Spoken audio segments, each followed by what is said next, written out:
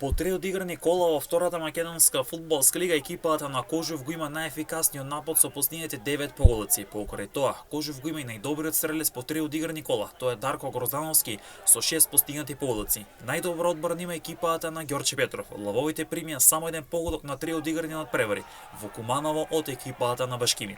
Екипата на Борец во овие сегменти е на дното. Велешани по три одиграни кола се уште немаат постигнато погодок, а пример е дули 7 погодоци, заедно со Охрид, Осогово и Беласица.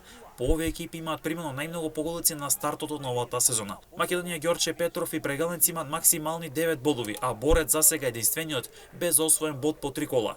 Пред второлигашите има екстра пауза. Покрај репрезентативната пауза, четвртото и петото коло се поместени поради настап на аматерската репрезентација на Македонија на турнир во Србија, за што веќе информираше телевизија Емнет. Ваквата долга пауза повеќе од јасно дека ќе биде искористена за одигрување на пријателски надпревар со цел одржување на формата пред продолжението од сезоната во втората македонска фудбалска лига.